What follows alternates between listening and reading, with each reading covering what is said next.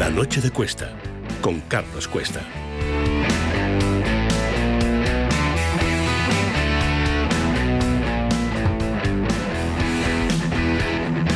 Vamos a ir a la Fiscalía por un delito de lesiones contra los pacientes porque creemos que aquí hay un claro perjuicio en la salud de los pacientes. Esta es una de las vías jurídicas. Luego está la vía política, en la cual ya hemos anunciado que vamos a mandar a la alta inspección para que haga una investigación. Ya hemos instado a la señora Ayuso a que haga una investigación. ¿Una investigación de qué, señora ministra? De que gracias a ese modelo hospitalario, a ese modelo de sanidad, se están aliviando muchísimo más las listas de espera que con su sistema, que no llegamos ni a saber cuál es su sistema, el sindical. ¿Cuál es su sistema? ¿El de incrementar la lista de espera? ¿O su sistema es el catalán, que se basa, con pequeñitos cambios, básicamente en lo mismo que el madrileño, con la diferencia de que allí triplican las listas de espera? Pero a usted no le preocupa lo de Cataluña. Mira, usted también le ha contestado esta mañana a Fátima Matute en el programa de Federico Jiménez Los Santos. Son viles, son mezquinos y no les importa realmente, ni a la ministra ni a toda la gente que está ahí, le importa el tesoro más preciado que tenemos, que es la sanidad, y desde luego no le importa producir y alarmar a la población. Esto es a lo que nos enfrentamos, a una campaña que está dispuesta a cargarse el sistema de sanidad madrileño. Luca Constantini, ¿cómo estás? ¿Qué tal? Muy buenas noches. Que no es el sistema de sanidad madrileño, es un sistema que funciona en todas partes, que es un sistema que te absorbe capacidad de gestión privada, te lo mezcla con titularidad pública, salen muchos más recursos y tienes más capacidad hospitalaria para más gente. Sí, pero por lo visto no les gusta. Prueba de ello que muchos hospitales que son semiprivados o semipúblicos, porque depende de cómo los mires, muchos de los que los critican al final acaban acudiendo ahí. O sea, por lo tanto, eso tenemos muchísimas pruebas de ello. Y creo que esto es una cortina de humo. Además, fíjate que, estaba hablando la ministra de Sanidad y dice, bueno, lo vamos a llevar a la justicia. Pues en estos días estábamos preguntando, los periodistas preguntaban a Yolanda Díaz y compañía qué pensaban hacer con Paco Salazar, si iban a llevar a la justicia, o por lo menos a presionar al PSOE para que llevara a la Fiscalía todo el tema, ¿no?, de lo presunto acoso y abuso sexual y tal. Y ahí no contestaban. O sea, esto yo creo que esa es la clásica cortina de humo, efectivamente, para intentar también ayudar al PSOE en todo este lío que se ha generado con el tema de Salazar. En esta ocasión, José Alejandro Vara, bienvenido. ¿Qué tal? Muy buenas noches. Estamos jugando nada más y nada menos que con la joya de la corona, que es el sistema sanitario, que antes yo no lo he dicho. El sistema sanitario madrileño ha sido elegido por la Comisión Europea, tiene un índice, el índice de competitividad sanitaria. Hasta hace 2-3 años era el segundo mejor de Europa, va por regiones. Bien, ahora ya no es el segundo mejor de Europa porque ha sido elegido como el mejor de Europa. Pero aquí se lo está intentando cargar Mónica García. Voy a repetir 3 datos muy básicos. Lista de espera de intervenciones quirúrgicas, ¿vale? Comunidad de Madrid. Lista de espera 48 días. Media española, media nacional 126 días, de 48 a 126. Porcentaje de pacientes con más de 6 meses en espera. Madrid, 0,3%. Bien. Media nacional, 22,9%. Este 22,9 es el que le debería estar preocupando a Mónica García, más allá de su sectarismo comunista rampante. Bien, lista de espera en consultas externas. Madrid, 72 días. Media nacional, 105 días. Mónica García, ¿contra quién va a actuar usted jurídicamente o judicialmente? ¿Contra quién? ¿Contra usted misma?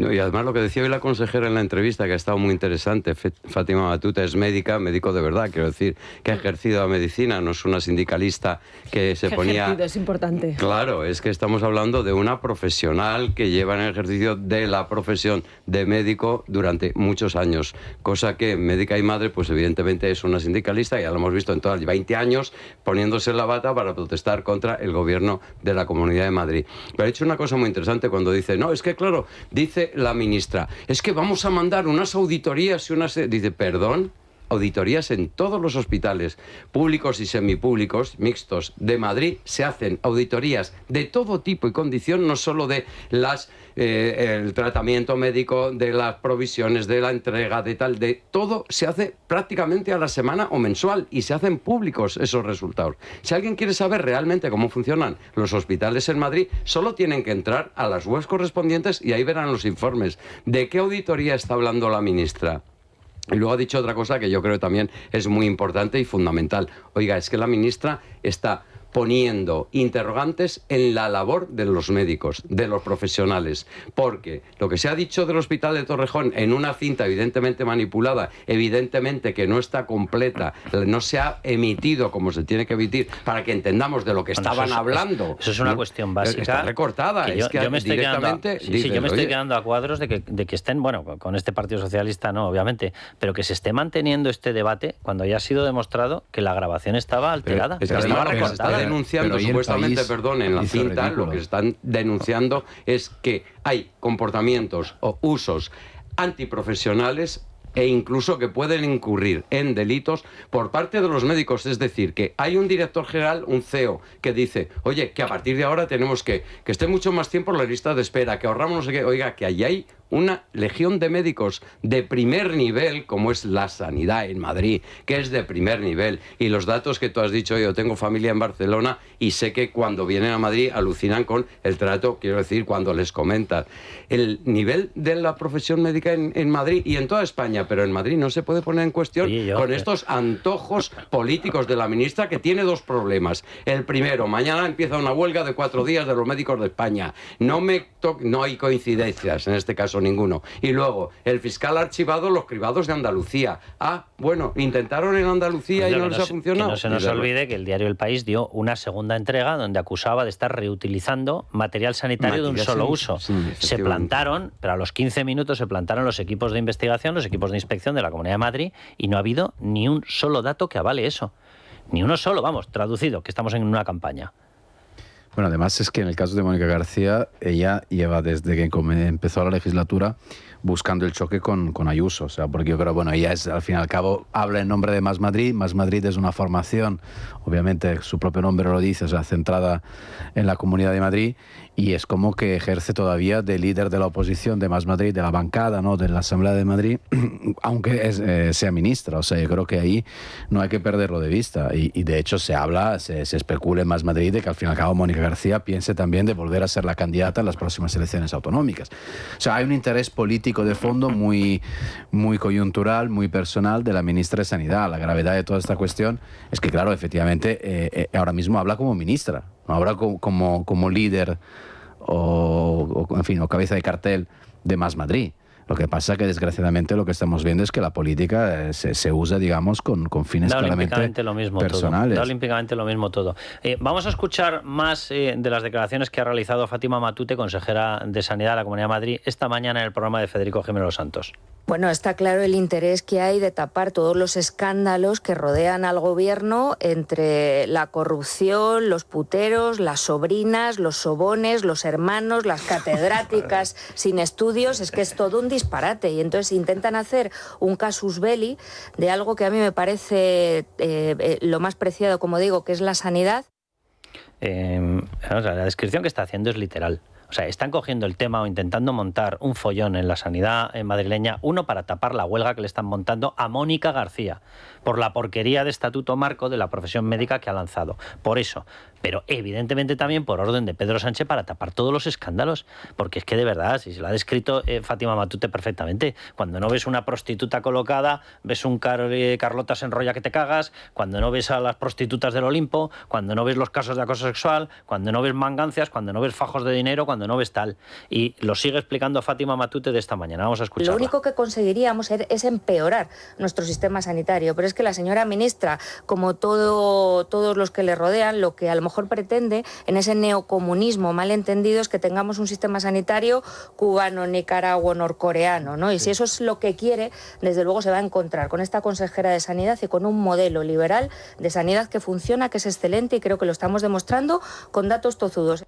Con datos que los estamos repitiendo y que efectivamente le dan la razón, Luca. Bueno, es que fíjate que la consejera, yo creo que se está viniendo arriba con todas estas peleas con el ministerio, ¿no? O sea, yo creo que es una de las figuras del actual gobierno de Ayuso que está saliendo. Esta no rehuye el combate ideológico, ¿no? Sí, no, de hecho no es la primera vez. Aquí también tuvimos una entrevista con ella que fue muy, muy interesante, ¿no? Que nos sorprendió en positivo, en el sentido de que, pues, habla claro. Yo creo que también debe estar a nivel personal, pues, cansada, ¿no? Se percibe, porque efectivamente, es decir, pero con todos los problemas que hay, realmente te tienes que meter con la sanidad en una comunidad una de las pocas comunidades donde las cosas funcionan razonablemente bien y luego con argumentos instrumentalizados claramente, o sea, ni siquiera hay un debate de fondo. Yo repito, eso forma parte en realidad de una estrategia política muy, muy pequeñita de Más Madrid en parte y de Sumar en general, que es la formación de Yolanda Díaz, porque necesitan de alguna manera, desviar un poco los focos, porque si no, la realidad es que es tan difícil de aguantar por ellos que lo normal sería plantarse delante del PSOE, salir del gobierno, exigir algún tipo de respuesta por parte del presidente del gobierno por todo lo que estamos viendo. Y repito, en el caso más concreto de lo que pasó la semana pasada de Paco Salazar, decir, eso tiene que ir a Fiscalía. O sea, las reacciones que tuvieron Yolanda Díaz dentro del propio bloque, digamos, de, si quieres, militantes afines, eran francamente Pero tú crees ridículos. que Déjame, te devuelvo la palabra ahora, José Alejandro, pero déjame porque tenemos esperando a Enrique Ruiz Escudero. Enrique, ¿cómo estás? Hola, ¿qué tal? Buenas noches. Oye, muchísimas gracias por atendernos con este tema, por atendernos en festivo, que bueno, nosotros somos como somos, pero oye, te sumas al estajanovismo. Bienvenidos. Enrique, ex consejero de Sanidad de la Comunidad de Madrid. A mí me parece un tema en el que yo creo que hay que hacer una defensa cerrada, porque este tipo de prácticas del socialismo, del comunismo, de todo este tipo de movimientos extraños que nos están horadando y destrozando, les importa 3 soberanos cominos llevarse por delante cosas que están salvando vidas. De hecho, en un momento vamos a escuchar unas declaraciones, porque como no a la campaña se ha sumado Radio Televisión Española, como no, metiendo a determinados tertulianos, que es que no sé ni el nombre ni espero saberlo, hablando ya directamente de que es que la Comunidad de Madrid mata. Mata, por lo visto, por tener el mejor sistema sanitario, y yo recordaba hace un momento el indicador de competitividad europeo de la Comisión Europea, que ya determina el modelo madrileño no como uno de los mejores de Europa, no, como el mejor.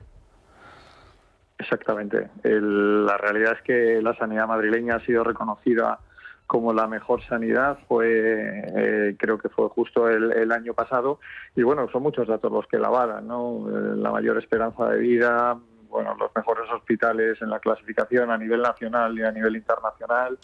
Luego cuestiones tan importantes como mantener la atención primaria por la mañana y por la tarde, ser líderes en la investigación biomédica, luego cómo se apuesta por la salud digital con algo que también marca la diferencia de Madrid con otras comunidades, que es la tarjeta sanitaria virtual.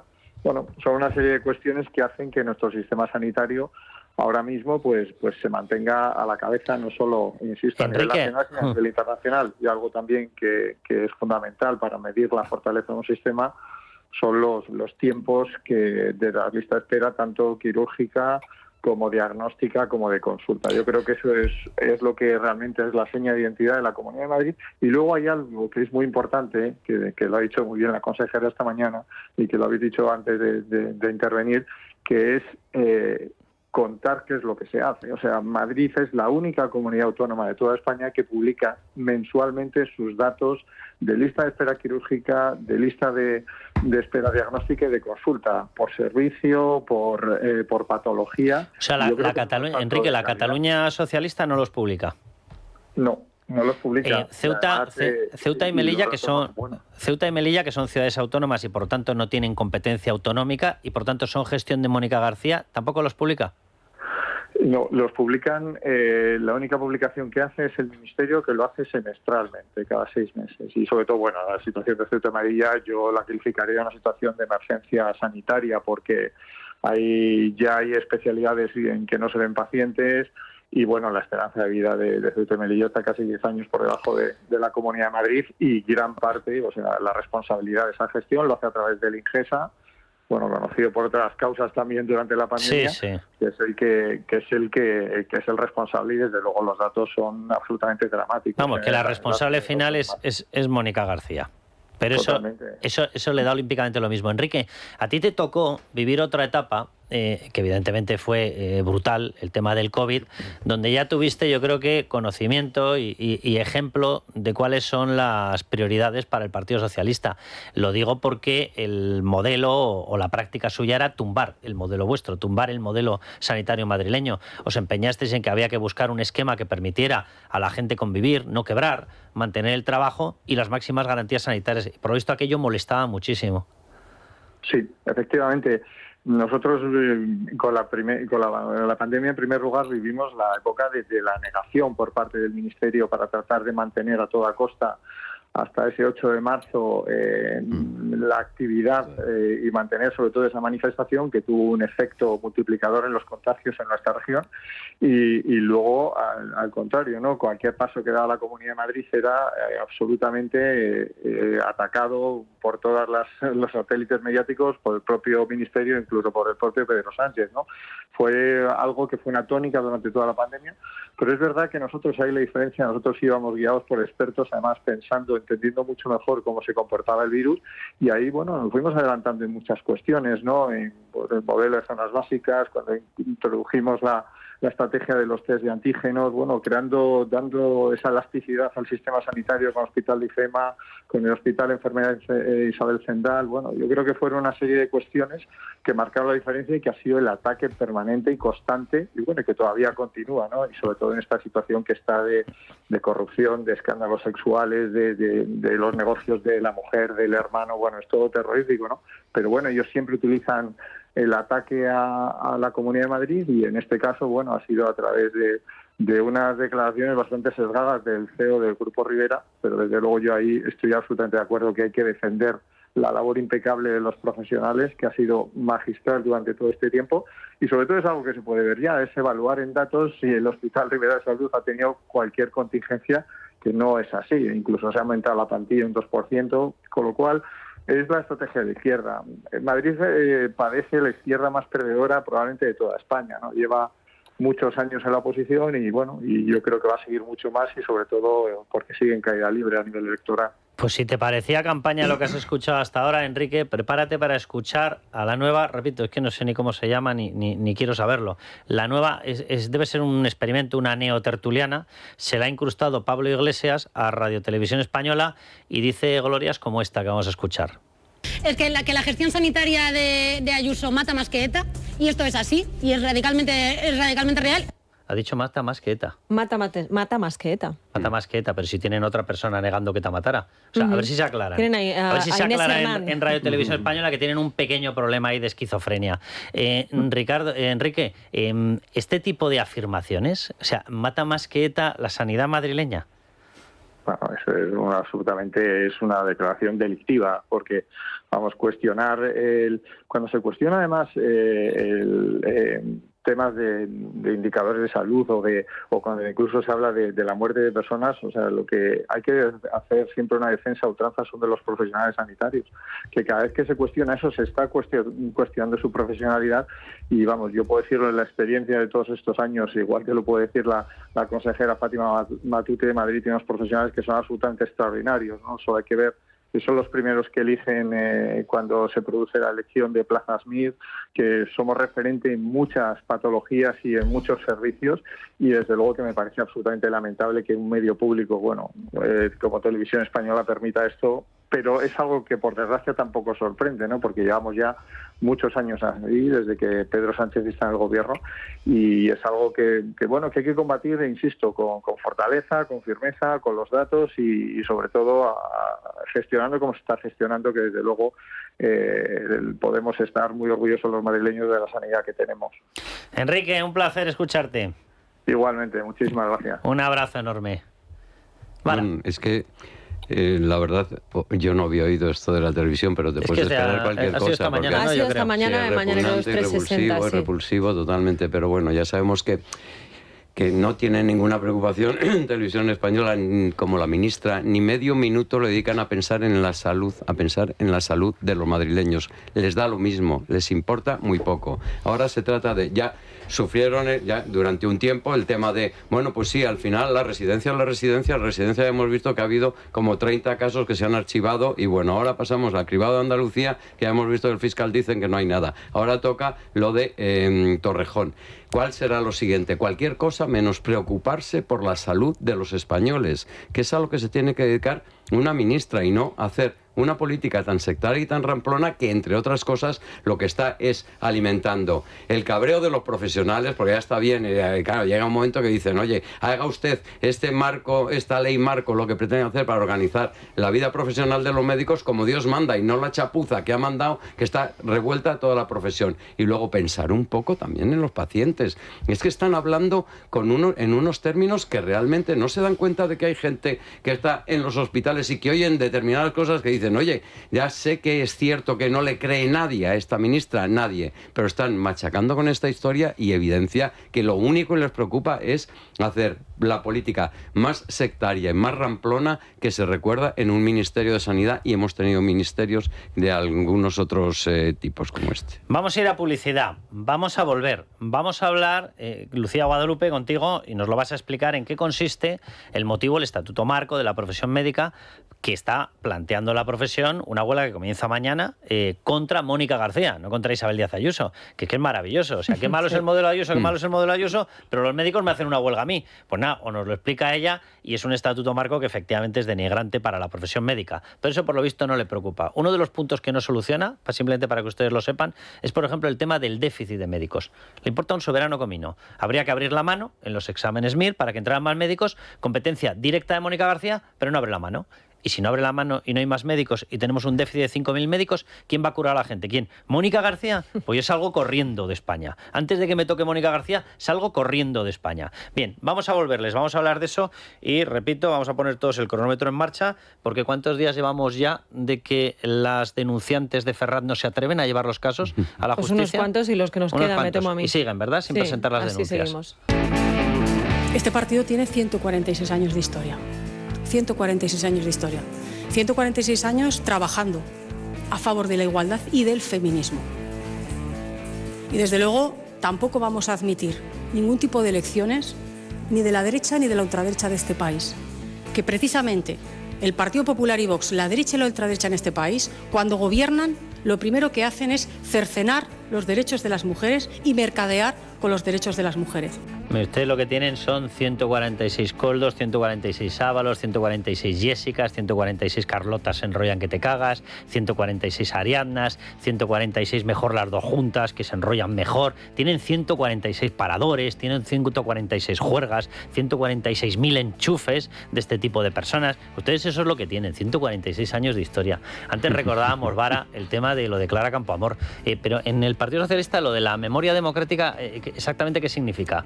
O sea, os vamos a imponer lo que a nosotros nos dé la gana, el número de mentiras que se nos pasen por la cabeza, y vosotros, como sois idiotas, no vais a recordar los capítulos más nefastos de Historia de Defensa de la Mujer.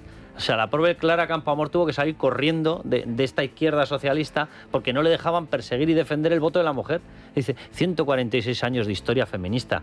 ¿Quién se la hizo? ¿Paco Salazar o quién? De haber sido por ellos, por los Salazares, desde luego no se habría votado en España. Y bastante que costó, porque claro, es que como escuchan las mujeres lo que les dicen los curas, de modo que las mujeres únicamente obedecen lo que digan los curas. Esa era la idea que tienen de la mujer las izquierdas de este país, y han sido siempre así. Y lo de ahora no es una cosa que se haya producido de forma sobrevenida, no, es que son exactamente así. Y a mí, evidentemente que haya Salazares, puede haberlos en todos los partidos, pero en el corazón, en el núcleo duro del poder, ya te lleva un poquito al espelunde.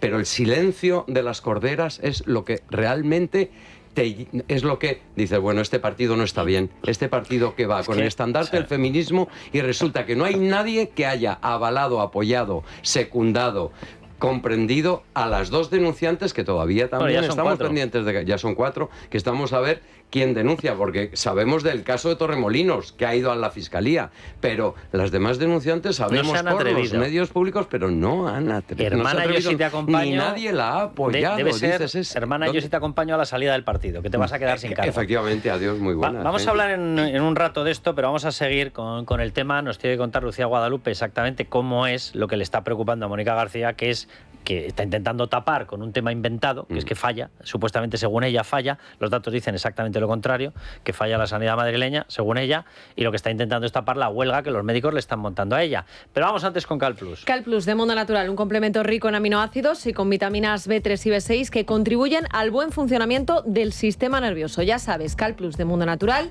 y gánale la batalla al estrés. Consulta a tu farmacéutico, dietista en parafarmacias del Corte Inglés y en parafarmaciamundonatural.es. Mundo Natural. Y Nadia Pertusa, vamos con los miembros del Club Libertad Digital. Gente maravillosa a los que ahora les tenemos no solamente que dar la enhorabuena, sino felicitarles la Navidad. Buenas noches, Carlos. No sé si sabes que tenemos 50 socios almerienses y uno de ellos hoy cumple 67 años. Quiero dedicar el programa a José Fernando Martínez Araso, que lleva suscrito al Club de Libertad Digital casi 6 años desde pandemia. Así que, José Fernando, muchísimas felicidades en su día y todo nuestro agradecimiento por la ayuda prestada, que es mucha de verdad. Gracias. Vamos a recordar el teléfono del club por si quieren información los oyentes, 91-409-4002 y un correo electrónico club@libertaddigital.com. Bueno, José Fernando, un abrazo enorme, un abrazo a toda la gente de Almería, a todos los oyentes que tenemos allí. 67 años, grandísimas playas en Almería. Sí, señor. Nos quieren mucho en Almería, dicho sea de paso, cuando fuimos a hacer el programa. Gente trabajadora de verdad, que han aprendido a sacarle a la tierra productos en base a inventarse unos invernaderos. Con unos plásticos, el mar de plástico le llaman. Yo le llamaría el mar del trabajo y del esfuerzo, que eso sí que demuestra las ganas que tienes de trabajar. La entrega y, bueno, socio de pandemia, José Francisco, 67 años de Almería, muchísimas felicidades. Hoy es además muy buen día para celebrar el cumpleaños, que es el Día de la Almudena, y felicidades a todas las almudenas también de paso, nuestras socias y conchas, que también es su día. De modo que muchísimas gracias por este esfuerzo y que nos sigan apoyando, que son tiempos muy difíciles, como todo el mundo sabe, y lo agradecemos enormemente. Lo mejor que tenemos. ¿Y qué se merecen, Sandra? Hombre, la cesta de Libertad Digital y el un radio. Jamonazo, sí señor.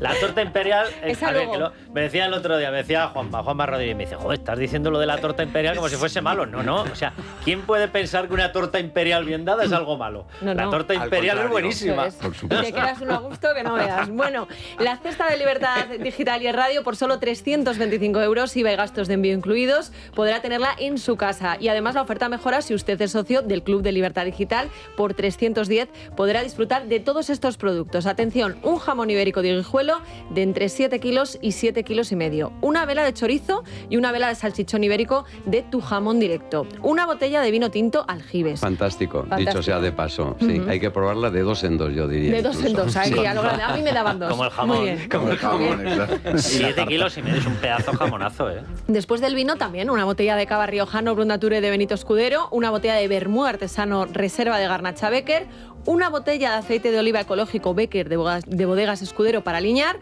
Luego yo voy con el queso, a mí es que me gusta mucho el queso. Una cuña de queso de cabra con pimentón y otra de queso curado de oveja El Gran Cardenal. Y luego ya, para terminar, con un sabor dulce, una tableta de turrón artesanal de Gijona y esa torta imperial de Alicante de Primitivo Rovira. Una buena torta imperial te deja un sabor dulce de muchísimo cuidado. Una o dos, ¿no? Ya que vamos de 2 en 2. Hoy tenemos muchas para repartir, ¿eh? Reconozco que soy muy de Primitivo Rovira. A mí me cautivaron con los polvorones. Qué buenos son. Están muy ricos. Qué buenos son. Bueno, pues quien quiera degustar todos estos productos solo tiene que llamar a este número de teléfono, 984 10 28. Repetimos, 984 10 28. Y recuerden, 325 euros, pero si son socios del Club de Libertad Digital, 310. Hoy la torta imperial la vamos a tener que partir en 2. O en 3, no sé, a mí se me ocurren unos cuantos. No, lo digo para la elementa esta, ¿cómo se llama? Inés Hernán. Inés Hernán, que esta es la que le iba gritando a Pedro Sánchez aquello de... Presi, eres un icono. Eres un icono. Y esta habrá ido a la Academia de Operación Triunfo, por si algún oyente no sabe de qué estamos hablando, a darle una charla a los jóvenes sobre los problemas de la inmediatez de la información hoy en día. Que ETA era pacifista. Que ETA era buena, sí. Mire usted, no, la torta imperial nos la quedamos nosotros. Usted no se merece ni torta ni imperial ni nada. O sea, usted es una vergüenza. ¿Cuánto dinero se ha llevado esta persona de Radio Televisión Española en los últimos años? Pues mira, creo que ha estado echando cuentas Ricardo y me suena que son 350.000 euros en los últimos años y lo que le queda, porque sigue fichada por Televisión Española. José Pablo López, responsable final de Radio Televisión Española. Bien, usted decía que había que romper en Eurovisión porque es que estaba Israel, ¿vale? Que lo que hace es defenderse de terroristas. Pero usted está pagando hoy el sueldo a una persona que dice que ETA era pacifista. ¿No se les cae a todos juntos la cara de vergüenza? Pero hasta el suelo y rebotar 300 veces. A ETA. ETA pacifista, ETA. O sea, 900 familias destrozadas, más todas las que nos tuvimos que marchar del País Vasco. A ustedes les importan un soberano comino. Ahí la cuestión es dorarle la píldora al amo Sánchez, ¿verdad? No vaya a ser que se nos fastidie el sueldazo. Dios bendito, que eran pacifistas. Y se ha quedado tan ancha la señora. Para esta iría media torta, pero no se la vamos a dar. La torta es algo bueno y nos la quedamos. Y la otra, la que acaba de decir esto, ¿no? La neotertuliana. La neotertuliana Alejandra Martínez Velasco, se llama la susodicha, colaboradora de Canal Red, que ha dicho que Isabel Díaz Ayuso mata más que ETA con su gestión sanitaria. Esta se define como comunista, ¿no? Sí, eso te iba a decir. Más de 100 millones de muertes avalan tu ideología. 100 millones de asesinatos y tú hablas de muerte. Hombre, hay que reconocer que lo conocéis bien, la muerte, sí. Pues sí, en sus redes sociales se define como comunista, queer y antifa.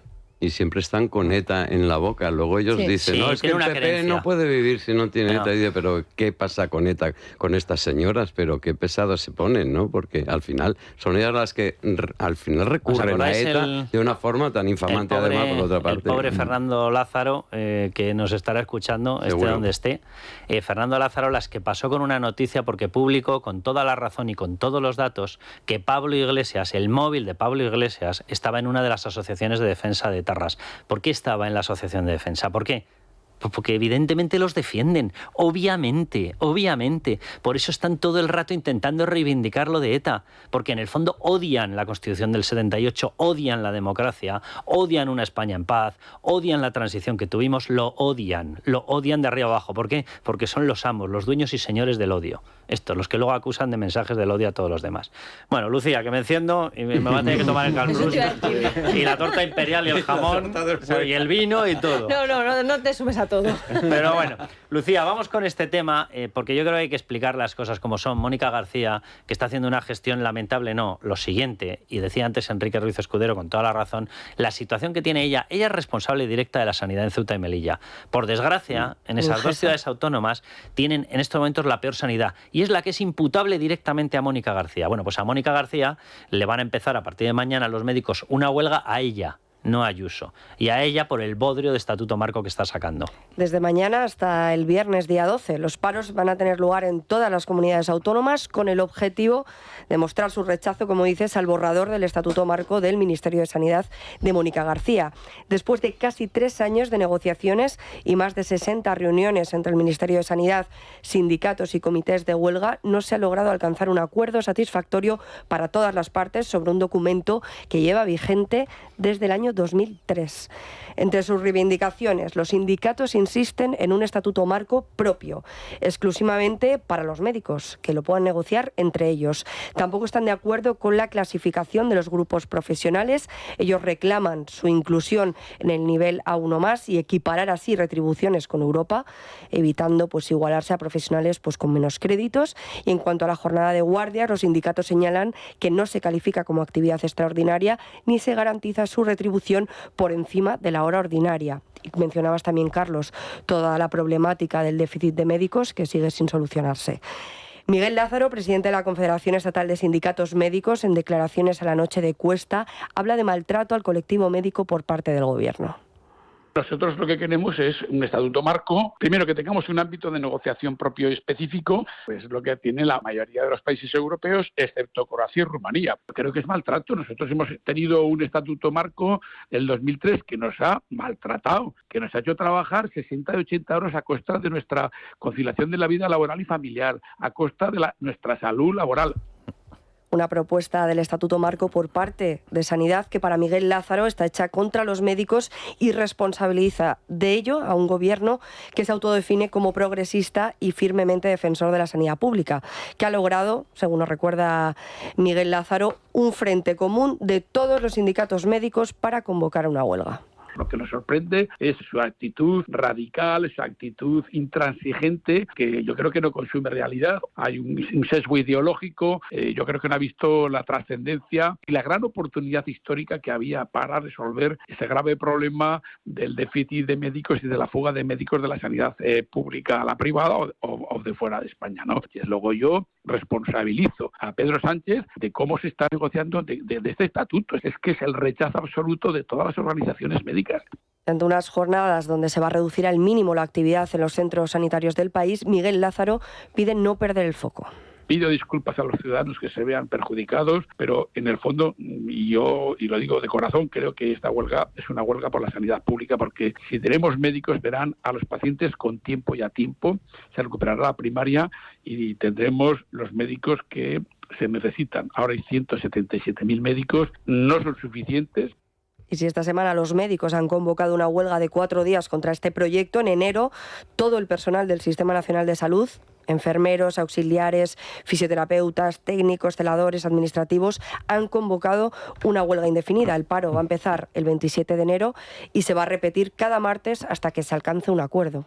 Aquí hay una cosa que hay que tener muy en cuenta. Entre las cosas que está reclamando la profesión médica, y tiene toda la razón en esto, hay 2 que son decisivas para todos nosotros, que somos los beneficiarios y los que pagamos en el fondo, ellos también obviamente con sus impuestos, pero pagamos el sistema sanitario. Uno, el tema de las horas extra con las cuales se les pagan las famosas guardias. Las horas extra por fuerza mayor cotizan exclusivamente a la Seguridad Social por contingencias profesionales, con lo cual no se les está computando lo que están trabajando a efectos de su pensión. O sea, es un timo, patrocinado por el Gobierno de España, patrocinado por Mónica García, y tienen toda la razón. El segundo es el tema del déficit de los médicos. Pero ¿cómo puede no abordar esta mujer el tema del déficit de los médicos? Que además sería simplemente abrir la mano en el tema del MIR. Vamos, que no es abrir la mano para que entre gente que ha suspendido, no. Que es que hay infinidad de gente que saca unas notas brutalmente buenas en el MIR y se queda fuera por números clausos, porque es que no puede entrar porque solamente hay X plazas. Permite al resto que entren, por Dios. ¿Pero por qué no lo hace? Porque lo pide Isabel Díaz Ayuso, porque es que al final dice cualquier cosa que se reclame que tenga algo de sentido, no se admite. Por lo tanto, dice, pero si es de cajón, si hacen falta y los hay, ¿por qué no se abre la puerta? Si eso es una reclamación universal en este país, todas las comunidades lo están pidiendo. Pero ella mira para otro lado, como no le preocupa demasiado la salud de la gente. Bueno, vamos a ir pasando al tema, porque ha hablado también Fernando Grande Marlaska, vamos a ir al tema de inmigración ilegal. Se van a quedar a cuadros cuando lo escuchen, porque Fernando Grande Marlaska ha venido a explicar que él es el mayor luchador contra la inmigración ilegal. Dices, pero si te falta un megáfono para ir llamando inmigrantes y traerlos para inmigrantes de los ilegales, porque de inmigración legal es que no practican ni media. O sea, si es que la inmigración, claro que puede ser beneficiosa para España. Si traes gente que tiene una integración fácil, si traes gente captada en origen con una cualificación laboral y por tanto según llega se puede poner a trabajar, pero no si traes gente que no va a tener ninguna posibilidad de acabar trabajando. O sea, exactamente eso, ¿qué beneficio nos trae a nosotros? Dice, no, pero es por el beneficio de lo humanitario. Que si traes uno que sí que puede trabajar no es persona. O sea, es un nuevo racismo que por lo visto consiste en considero persona que tiene derecho a entrar en España aquella que nunca jamás podrá trabajar. Ahora, si es una persona formada, con una capacidad de integración, con una cultura que la hace compatible con nuestra defensa de los derechos, con nuestra lengua, entonces no puede entrar. Una cosa maravillosa. Sabéis que España además está absolutamente involucrada en la lucha contra la migración irregular. Estamos trabajando con los países de origen, de tránsito, estamos desmantelando organizaciones criminales sobre el terreno, estamos siendo efectivos porque desmantelar organizaciones criminales es salvar vidas, porque están sometidos los colectivos más vulnerables a las redes, pero eso no debe de implicar el garantizar, quiero decir, los derechos de las personas que huyen de países por razones ideológicas, políticas. Rubén Pulido, ¿cómo estás? Muy buenas noches, Carlos. Pues nada, experto en temas de integración, de inmigración y por cierto, experto en temas que luego te vamos a preguntar por Antonio Hernández, la persona esta que ha sido cesada aprovechando unas vacaciones de la población española por parte de Sánchez. Y dirá la gente, ¿cómo lo sabe? Bueno, pues porque Rubén tiene sus contactos políticos, ha sido político y le vamos a preguntar luego. Pero vamos, si te parece, al tema de inmigración ilegal. Claro, yo esta tarde estaba repasando los datos oficiales, Ministerio de Interior, hasta el cierre de noviembre. Bien, inmigración ilegal total que ha entrado en España, 34.251 personas en lo que llevamos de año. Menos mal que estamos haciendo unos esfuerzos brutales por contenerlo. En Península y Baleares, ¿cuántos han llegado? Más 6% con respecto al año anterior, 13.855. Baleares, atención con esto, porque de Canarias es verdad que está bajando la cifra, baja un 59%, pero qué casualidad que en Baleares sube un 28%. Y en Baleares ya llevamos 6.688 inmigrantes llegados de forma ilegal. En Canarias, 16.807. Y en Ceuta y Melilla, cuidado con este tema, por tierra, 3.559 con un incremento del 46,2%. ¿Aquí qué está pasando, Rubén? Bueno, pues aquí está pasando que las puertas siguen abiertas, es decir, que España está en jornada de puertas abiertas y cuando se tapona en un área concreta, pues los flujos migratorios se movilizan hacia otro punto. Y por eso en Argelia está emergiendo con más fuerza ahora en Argelia, en esa ruta hacia Baleares, pues se está acrecentando la presión migratoria, porque obviamente en el Sahel ahora mismo hay un tapón provocado no únicamente porque esos estados estén colaborando, sino por unas condiciones meteorológicas adversas en ruta atlántica, que esto es lo único que está logrando contener la inmigración ilegal, porque los acuerdos no funcionan. Y una muestra de que esos acuerdos no funcionan, pues es esa presión migratoria que hay sobre Ceuta y Melilla, que ha vuelto a crecer. Es decir, nos está vendiendo el gobierno que Marruecos está colaborando en ruta atlántica, cuando la mayor parte siempre han partido del Sahel y lo que les detienen son factores meteorológicos, pero por otro lado, esa presión migratoria crece en Ceuta y Melilla, esos flujos migratorios que no parten desde el Sahel están ahora en ruta hacia Baleares, y las nacionalidades que va recopilando las fuerzas y cuerpos de seguridad de Estado, que no transmite nunca el Ministerio del Interior, es un reflejo de que esos flujos están cambiando. ¿Por qué digo esto? Pues esto lo digo porque en lo que va de año son ya más de 1.000 los somalíes que se han servido de esa ruta argelina. Eso no sucedía antes en esa ruta del Mediterráneo, y menos aún hacia Baleares. Rubén, y esto sucede precisamente por eso. Lo que pasa es que además, claro, en medio de todo esto, resulta que España, por obra y gracia de este gobierno, y en concreto porque es el ministro responsable de Fernando Grande Marlaska, resulta que nos hemos quedado solos en materia de política de inmigración internacional. O sea, los 27 aprobaban los centros Meloni, como se les denomina ya, que son centros en los cuales, oye, ya que va a venir inmigración, que se queden en sitios fuera de la Unión Europea, de forma que no tengamos el problema dentro y luego te ocurra lo que nos está ocurriendo en España. Intentas deportarlos, no hay manera, los países no te los reconocen, bueno, pues por lo menos no los tienes dando vueltas por España, porque evidentemente generan los problemas de integración tan obvios, que no es una cuestión mía. No, es que cada año nos gastamos 300 millones de euros de los presupuestos españoles en integración. Digo yo que será porque es problemática la integración. Y nos hemos quedado solos. El único país que ha puesto pegas y que ha dicho que además que no lo quiere aplicar. Rubén. Sí, efectivamente, España podría aplicar mejor que nadie, podría implementar mejor que nadie y desarrollar logísticamente mejor que nadie centros de estas características. Pero claro, Carlos, ¿dónde? En el Ayun, ¿dónde? En Dakhla. ¿Y dónde está el Ayun? ¿Dónde está Dakhla, que tienen aeropuertos, que tienen puertos, que son centros idóneos para clasificar esa inmigración ilegal, que son centros idóneos para valorar quién tiene derecho a protección internacional, asilo, y el que no, devolverlos a sus países de origen? Estamos hablando del Sáhara. Claro, y Marlaska, ¿cómo va a decir que sí a un plan estratégico que en España, para frenar esa ruta atlántica, se podría desarrollar en ese Sáhara sobre el cual tenemos un protectorado en estos momentos desde el año 75. Es decir, España es potencia administradora de ese territorio, y España podría desarrollar esa logística en territorio saharaui que está ubicado en ese centro de inmigración ilegal exponencial hacia las Islas Canarias. Marlaska, claro que ha dicho que no.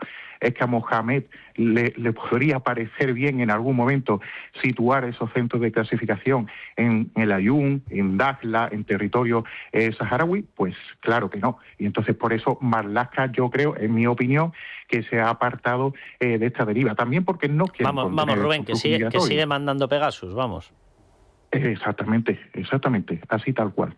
Dios bendito. O sea, lo que nos está costando, o sea, lo que tendría el móvil de Pedro Sánchez para que nos esté costando lo que nos está costando Pegasus. Sí, es que mejor que España, como he dicho, mejor que esos centros de clasificación, mejor que España no los podría desarrollar nadie, porque Italia lo ha intentado en Albania, pero Italia ya lo intentó en Libia, y en Libia funcionó muy bien. Pero claro, estamos hablando de un Estado fallido, en lo que hay pugnas constantes entre generales, entre señores de la guerra. Claro, te puede funcionar allí de forma temporal. Por eso Meloni buscó Albania, porque en Libia funcionaba, pero de forma intermitente. También ha llegado a acuerdos con Túnez, y en Túnez está funcionando también. El líder tunecino está conteniendo los flujos migratorios. Pero aquí en España lo tenemos más fácil que ningún otro país, porque estamos hablando de un territorio inmenso y que está justo en el centro de toda esa presión migratoria en el archipiélago canario. Esa zona, la zona que identificas en el Sáhara, tiene que ser esa porque está ya determinado, porque lo hemos utilizado ya. ¿Por qué motivo?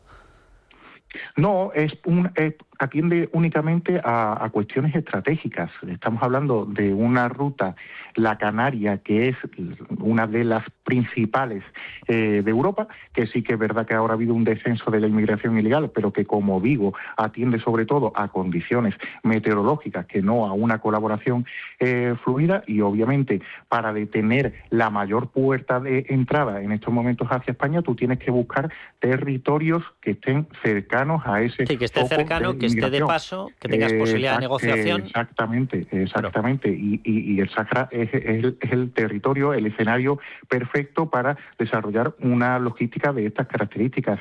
Y es algo que incluso yo en algunas conferencias en el Parlamento Europeo ya lo he puesto encima de la mesa, y hay partidos europeos que ya saben de esa situación estratégica del Sáhara para frenar la presión migratoria hacia Canarias. Imagino que todo este tipo de cuestiones las conoce perfectamente Marlaska, y obviamente por eso se ha apeado, porque hay muchos partidos europeos que ya conocen pues esa posición estratégica. Rubén, vamos a hablar del otro tema que no tiene nada que ver, pero como resulta que tú sí que conoces el asunto, pues nada, durante el día preparando el programa, y de no, que conoce el caso de Antonio Hernández. Antonio Hernández, que no lo conocerá nadie, vamos, de hecho, yo creo que el único que lo conocía era Paco Salazar y Pedro Sánchez. Bien, Antonio Hernández era la mano derecha de Paco Salazar hasta hace 15 minutos. ¿Dónde estaba? Estaba en Moncloa, que esto es una cosa que se ha explicado poco. Vamos a ver, que el tema de las denuncias por abuso, por acoso sexual dentro del PSOE corresponde al PSOE. Cuidado. Paco Salazar tenía un cargo muy potente en el PSOE y lo tenía en Moncloa, en el gabinete de presidencia de un tal Pedro Sánchez. Pero allí no estaba solo Paco Salazar, también estaba Antonio Hernández, al que han cesado. ¿Quién es? No, el quinto no, el 18º de a bordo. ¿Por qué? Porque es la cabeza de turco. Y de esta manera, además, cesándolo en vacaciones, dice, ya está. ¿Cómo que no tomo medidas? Me he cargado a Antonio Hernández, que dan ganas de decirle, bueno, ahora si no le importa, nos pasa un manual de instrucciones para que sepamos quién es Antonio Hernández. Pero ahí resulta que tú sí que lo conoces. Rubén, ¿qué ha sido este caso? ¿Por qué está siendo esta la persona elegida? ¿Qué es lo que pasa ahí dentro? Bueno, lo de Antonio Hernández es que es muy curioso, ¿no? Porque Antonio Hernández, allá por el 2007-2010, era asesor municipal del Partido Socialista Obrero Español en Sevilla. No, es decir, no tenía un cargo de director general ni nada que se le pareciera. Y luego cuando el PSOE lidera en el Ayuntamiento de Sevilla, casualmente ya asciende a director de comunicación, pero estamos hablando de una asesoría porque él al final es técnico en publicidad, poco más. Lo realmente curioso es que después de ser director de comunicación en el Ayuntamiento de Sevilla pasa a ser asesor de la Consejería de Cultura del PSOE allá por el año 2012. Y no olvidemos que por aquel entonces era Susana Díaz la que estaba gobernando en Andalucía. Qué casualidad que cuando se abre una pugna entre Pedro Sánchez y Susana Díaz, esa pugna la termina ganando Pedro Sánchez. Qué casualidad que en ese año 2018 es cuando se produce el ascenso meteórico de Antonio Hernández. ¿Estás insinuando, Rubén, que es un traidorzuelo que ha ofrecido información a cambio de sueldo? Es una posibilidad, claro. Es una posibilidad. Él estaba en lugares estratégicos y cuando llega Pedro Sánchez al poder, pues es cuando llega a presidencia, cuando llega a Moncloa, cuando es socio fundador de una compañía de consultoría internacional llamada Diáloga Consultores, es cuando él coge todo ese músculo. Es todo muy casual. Músculo le has llamado. Yo creo que cogió otra cosa, que se llama información. Y los tiene a todos temblando. Rubén, un abrazo muy fuerte. Un abrazo, Carlos. Un placer. Pues nada, aquí seguimos, repito, 9:34 y seguimos esperando que alguna de las denunciantes por acoso, por abuso, por lo que acabe siendo, en Ferraz, se atreva a ir a denunciarlo a tribunales. El Partido Socialista ya sabemos que no va a ir. No va a ir. Y aquí la pregunta clave es cómo puede ser que 4 personas, de las que han estado dando lecciones a todo el planeta, diciendo hay que denunciar, no se atreven. ¿Cómo es la dictadura del terror en materia feminista? Los cauces que tiene el partido, que decía Pedro Sánchez cuando se quitaron a Salazar del medio, aunque lo dejaron de asesor, porque él seguía asesorando al partido. No, los cauces que tiene tiene el partido. Yo aconsejo a las compañeras, ¿os acordáis de esa encíclica de soltó Pedro Sánchez, tan hipócrita como todas las suyas, pero con un tema también tan sensible, porque ellos son los baluartes del tema de la defensa de la mujer? Y a este pobre señor Antonio Hernández, que es el mayordomo, el mayordomo aquí de me da Salazar, que vienen del núcleo sevillano, digamos, de los disidentes de Susana, al final los acogen en Moncloa. Bueno, es que, entre otras cosas, Salazar era mano hiperderecha de Pedro Sánchez, y a este se lo han cargado. ¿Por qué? Pues porque nadie quiere cargarse a quien se tiene que cargar de verdad, que es a Pilar Bernabé, que es la secretaria del partido con el tema de igualdad. Y Pilar Bernabé es la que estuvo mirando para otro lado cuando emergieron las primeras denuncias. Igual que, no nos engañemos, María Jesús Montero, que también tiene bastante que ver en los dos lados. Dice, bueno, yo aprovecho la coyuntura y también me cargo a este señor Antonio Hernández, que estaba en la ejecutiva del PSOE andaluz. Dices, bueno, es que fíjate de dónde vienen y hasta dónde llegan, que los tentáculos desde Andalucía hasta Moncloa, pero Moncloa muy bien asentado. Si creen que con este señor, no sé, si con el cese de este señor Hernández, ya con esto ya han cumplido, y dicen, nosotros, lo que dice siempre Sánchez, nosotros hemos actuado con una rapidez 6 meses, ¿de qué me estás hablando? Pero ya hemos quitado las las manzanas podridas del aparato. Bueno, la manzana podrida en un partido que impide que las denuncias lleguen a la justicia y que tiene atemorizada a la gente y no se atreve a llevarlo, la manzana podrida es la cabeza, y la cabeza es el secretario general, que se llama Sánchez. Sí, pero a ver, yo creo que no, aunque sea una cortina de humo y tal, o un cabeza de turco, no se lo creen ni ellos. La cuestión es que yo creo que sobre este señor está a punto de salir algo de información. O sea, me parece me parece que es más bien, digamos, un adelantarse a tal, porque es evidente que no tiene un cargo específico como para cubrir a Paco Salazar. El tema de Paco Salazar yo creo que también refleja una tensión interna en el partido. Una tensión interna en el partido, a ver que no sea la venganza de Susana Díaz o de la gente de Susana, porque sí, porque vete tú a saber.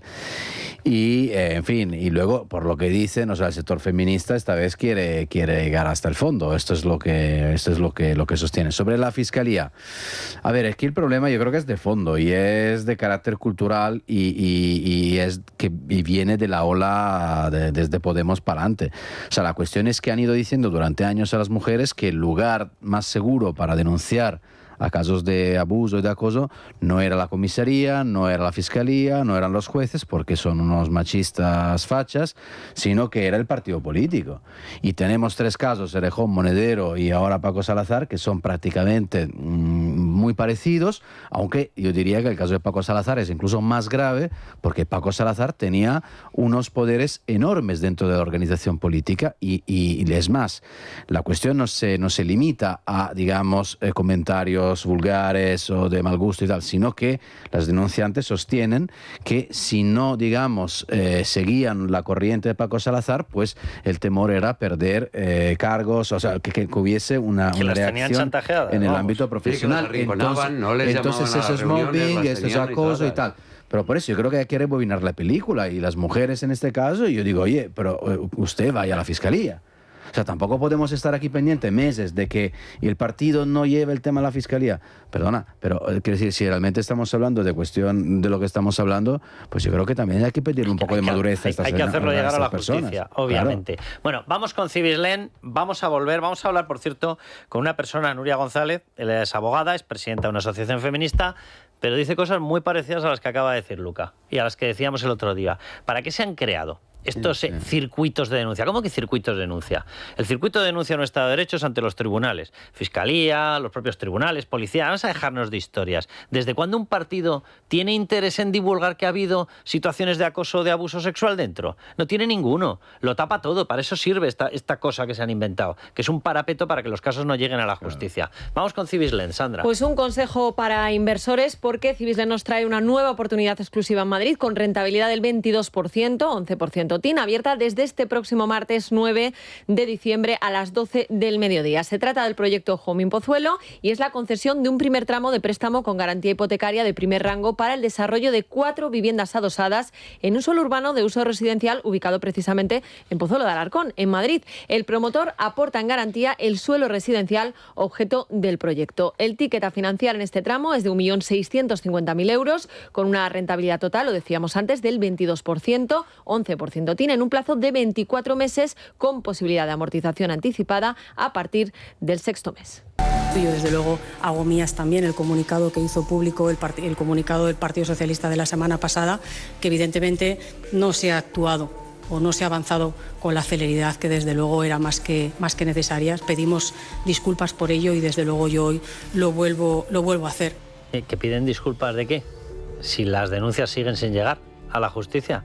¿Cómo que pido disculpas? Cuando pides disculpas es porque voy a hacer lo contrario de aquello que he cometido y me da vergüenza. O sea, pido disculpas por haberlas ignorado y tapado, pero lo vamos a seguir haciendo. Es que habla como Sánchez, o sea, pido disculpas, asumo en primera persona y luego... ¿Pero de qué estás contando? O sea, si pide disculpas y asumes, dimite. O sea, ¿no? Dimite. Escucha Pilar Alegría que ha tenido un añadido a esto. Que desde luego la posición del Partido Socialista va a ser de acompañar y apoyar y respaldar a las víctimas hasta el final. Hasta el final. Se le ha escapado una verdad, hasta el final de los casos, para que no lleguen a la justicia. Para controlarlo, para controlarlo hasta el final. Si las va a acompañar, si las va a respaldar, si las va a apoyar, será en la justicia. ¿O es que nos vamos a creer a estas alturas que después de 5 meses, al menos, de tapado de las denuncias, el Partido Socialista va a ser el que esclarezca esto? Y todavía están diciendo que el informe llegará en fechas próximas. Fechas próximas. Pero antes o después que el de las pulseras antimaltrato. Pues todavía estamos esperando, eso es. Con un ministerio de igualdad, con un partido con la bandera de la igualdad y del feminismo, y que no haya ni una sola voz que sea capaz de decir, bueno, hay que ayudar, quitando Lastra, porque al final ha sido la única que ha dicho algo, pero bien que se la ha callado porque ya tampoco tiene mucho respaldo dentro del partido, y que no se oiga un movimiento. Sí, en la reunión que tuvo Pilar Bernabé con las delegadas de igualdad de las distintas comunidades del Partido Socialista, hubo un run y además más de una protesta, eso es cierto. Pero hemos vuelto a saber algo más de esto. Han vuelto a reunir a las delegadas de igualdad de los distintos departamentos autonómicos del PSOE. No hemos vuelto a saber nada de esto. Nadie ha vuelto a decir ni una mujer ha hablado, nadie, ni una militante, ni solidaridad ni narices. La sororidad es un timo dentro del PSOE. ¿De qué feminismo están hablando? No pueden abrir la boca. En Torremolinos, en el caso de Torremolinos, el de Antonio Navarro, que es el otro foco de las denuncias por acoso o por abuso, sí que se ha atrevido la denunciante, la mujer se ha atrevido a ir a Fiscalía. Las de Ferrat no se atreven. No se atreven. O sea, ¿pero qué régimen de terror ha implantado Pedro Sánchez? Claro, es que la de Torremolinos presentó la denuncia en los cauces del partido, no le hicieron ni caso y al tercer día dijo, oye, yo voy a la justicia porque este señor, claro, es que además este tío, 50 y tantos WhatsApp en 2 horas, es que era un zumbao y estaba secretario general del Partido Socialista en Torremolinos, defendido por MJ Montero. Cuidado, que es que aquí... que hay ese nombre que me temo que va a empezar a sonar en esto. A sonar, el de María Jesús Montero, alias María Jesús Manos Quemadas. Otra traidora de Susana Díaz, por cierto. Totalmente. También, claro, y así se lo han pagado, Lucas, así se lo han pagado. Vamos a quedarnos con una fecha, ¿vale? 29 de mayo de este año. Bien, el 29 de mayo, la ministra Ana Redondo, si alguien no la conoce, desde luego por su labor en defensa de la mujer, es complicado que la conozcan, pero posiblemente la conoce todo el mundo por el fracaso de las pulseras antimaltratadores, que aquí seguimos esperando una solución, ¿vale? Para que funcionen, para que mujeres que están con casos de maltrato totalmente certificados judicialmente, o con sentencia o con medida cautelar, no tengan que estar soportando que les han dado una pulsera supuestamente antimaltrato a los acosadores, maltratadores y demás, que se la pueden quitar. Se la pueden quitar, sumergirlo, pierde la sincronización, una auténtica chapuza, una porquería de muchísimo cuidado. Bueno, pues la ministra Ana Redondo ese día, el 29 de mayo, se paseó por Torremolinos con el socialista denunciado, con Antonio Navarro, dando lecciones, por supuesto, de igualdad. Qué casualidad que eso fue justo 2 meses antes de que se filtraran las denuncias, pero nos tenemos que creer que Ana Redondo no tenía ni idea de esta historia. Pero bueno, nos está escuchando ya Núria González, ella es abogada y presidenta de la asociación feminista L'Escola, ella es catalana, es L'Escola, por eso es el nombre. Núria, ¿cómo estás? Hola, buenas noches, muy bien. Núria, ¿a ti te parece, poníamos las declaraciones de Pilar Alegría, ¿te parece que el Partido Socialista puede decir que pedimos disculpas pero no llegan las denuncias nunca jamás a trámite judicial, a Fiscalía, a los tribunales, y que diga que van a acompañar, apoyar y respaldar, estoy diciendo literalmente los verbos que haya utilizado, a las víctimas, pero las denuncias nunca jamás llegan a un trámite judicial? Mira, yo como abogada que soy del turno de oficio de violencia de género, te puedo decir que en un caso de delitos contra la libertad sexual, que se supone que es de lo que estamos hablando, perdón, el único sitio donde hay que acompañar a la víctima es a la comisaría a poner una denuncia. Totalmente. Y punto. Es que esto de los cauces internos del partido, que no es la primera vez, porque yo recuerdo, la primera vez que vimos un espectáculo semejante fue, fíjate, en la CUP, con Mireia Boye, también hubo un caso similar que se dirimió en los cauces internos del partido, lo cual quiere decir que el agresor sigue en su sitio y las víctimas se van. Siempre pasa igual. También pasa una cosa parecida en Esquerra y ahora en el PSOE, ¿no? ¿Qué son los cauces internos del partido? Yo, como jurista, como letrada, lo que sé es que si uno conoce de un delito público, que es el de los delitos contra la libertad sexual, son delitos públicos, que quiere decir que son perseguibles de oficio, tiene que ponerlo en conocimiento de las autoridades. El Partido Socialista, ni ningún partido, ni ninguna empresa donde hay protocolos antiacoso, son los encargados de hacer una investigación por si hay un delito o no, son los encargados de salvaguardar el puesto de trabajo de esa mujer y de que el acosador en cuestión pues sea apartado para que esa mujer pueda seguir trabajando, pero en ningún caso se pueden atribuir Nuria, funciones de investigación. y eso echándole dosis de buena fe, porque conociendo los partidos sabemos a lo que se dedican. Que tengo un escándalo. No, sotérralo, acállalo, que no llega a ningún sitio. Claro, es que eso parece que es lo que está pasando, ¿no? Porque si tú recibes una denuncia de acoso sexual hace 5 meses y no haces nada con ella, oiga, en 5 meses tú tienes que tardar 5 minutos en llamar a esa mujer que te explique las cosas y decirle, venga, pues el protocolo es el siguiente. ¿A qué hora paso a buscarte para acompañarte a denunciar? Es que no hay más protocolo en un delito contra la libertad sexual. Luego, como organización, pues intentarás salvaguardar a esa señora para que pueda seguir trabajando tranquilamente. Pero penalmente, ¿cómo va a arrogarse el Partido Socialista la potestad de investigar un posible caso de acoso sexual? Eso es imposible. Nuria, con la experiencia que tú tienes como letrada y con la experiencia que tienes en tu asociación, ¿qué ocurre en Ferraz para que primero fueron 2 denuncias, ahora ya sabemos que se han presentado otras 2, internas todas, claro, ninguna llega a la justicia, 4 mujeres afectadas por casos o de acoso o de abuso y ninguna llega a la justicia? ¿Cómo es el ambiente dentro de una organización para que nadie se atreva a acudir a la justicia? Bueno, 4 que se sepa, para empezar, porque estos son tipos de, como se dice en el argot judicial, son delitos de cifra negra, que quiere decir que sabemos mucho menos de lo que pasa en realidad, en la calle, en las organizaciones y en todas partes. ¿Qué es lo que pasa? Pues la presión.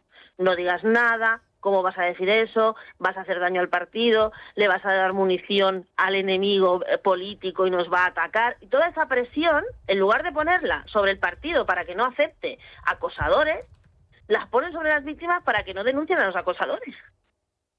Es que no hay mucha más vuelta que darle al asunto. Es una cosa bastante intragable desde cualquier ámbito, ¿no? Y encima, desde una organización que se arroga, que ha traicionado a las mujeres en todas las maneras posibles durante esta legislatura anterior y bueno, sobre todo durante esta legislatura, ¿no? Pero a las que confiaran en el Partido Socialista, también te lo digo. Pero en fin, lo que pasa aquí es eso, ¿no? Que la presión, la culpa, o sea, fíjate cómo estamos. Estamos ante una gente que te dice que en casos de violencia machista que hay que denunciar a todas las que están en la calle, que no tienen ninguna protección, que vemos cómo funciona el tema de las pulseras, que vemos cómo funciona el tema del sistema Biogen, que están los juzgados colapsados, que no hay policía para seguir las órdenes de alejamiento, que llevamos ya 4 asesinadas en 2 semanas. 4 asesinadas en 2 semanas. Y resulta que esas tienen que denunciar, sin ninguna protección. Pero las que están dentro de su organización, que se supone que las van a proteger por sus protocolos y demás, entonces esas tienen que ir por el canal interno y a ver cómo solucionamos el tema para que haya los menos daños colaterales posibles. Eso no puede ser. Y alguna o alguno o lo que sea deberían de levantar la bandera de decir, oye, por aquí no puede ser. Yo he visto comunicados que han sacado las mujeres del Partido Socialista de alguna declaración que la verdad es que te dejan un poco alucinada, porque dice, bueno, y en este comunicado de 2 páginas, ¿dónde dice que va a ir usted a denunciar estos hechos a donde toca, que estás juzgado de guardia? Nuria, y todo esto sin hablar, porque de verdad que te estaba escuchando y estaba pensando, creo que eres la primera persona responsable de una asociación feminista que efectivamente reacciona de forma coherente defendiendo a las mujeres. O sea, ¿qué pasa en el resto de asociaciones? No, la verdad es que yo no soy la única. Lo que pasa es que como la presión mediática que hay de tantísimo medio de comunicación a favor de la corriente gubernamental, por decirlo de alguna manera, es enorme, pues no interesa. No interesa, pero hay muchas mujeres feministas de verdad, que no son las feministas de Irene Montero, ni nada que se le parezca a esa señora, que llevamos mucho tiempo, llevamos años, 8 años diciendo que no vamos bien, que no podemos ir por aquí, que todo es un fake, que todo es como un feminismo fake, que tú no puedes estar diciendo que las mujeres tienen que denunciar y tú, a las que tienes bajo tu tutela, entiéndase, bajo tu jurisdicción de trabajo, no la estás animando a ir a denunciar, sino que la estás animando a que te lo cuente a ti para ver el qué. Para que no llegue a ningún lado. Bueno, por lo menos para que no haya un escándalo. Sí, Oiga, sí. el escándalo no es culpa de la víctima. El escándalo es culpa de señores como ese señor, como el presunto acosador Esteban Salefaz, o como los señores que han estado en la cárcel, Colo, Ábalos, no sé qué, que ya vemos cómo tratan a las mujeres. Oiga, es que ¿cómo puede ser? A mí lo que no puedo llegar a comprender es cómo estamos en este país para que hombres, sí, lleguen a esas altísimas cotas de poder. Es que el que trata así a una mujer, ¿cómo creéis vosotros que va a tratar el dinero público, las políticas públicas? Es que eso no es una cosa estanco, que dice, mira, es un cerdo con las mujeres, pero luego es una gran persona gestionando. No, de hecho lo estamos viendo. Entonces, cuando dicen, uy, es que las mujeres se agobian más por el tema de la prostitución, de las putas, no sé qué, por el tema de la corrupción. No, es que va juntito y de la mano. Es que son personas que no deberían... En el caso del PSOE, desde lugo. Exactamente, es que además es un ejemplo claro. O sea, es que no deberían haber... O sea, este tipo de yo qué sé, es que de gañanes no deberían estar ocupando cargos públicos y menos de ese altísimo nivel. El tema de Torremolinos no es solo el secretario general de Torremolinos, es el alcalde. Nuria, pues ya sabes dónde tienes un medio de comunicación con el que te puedes poner en contacto.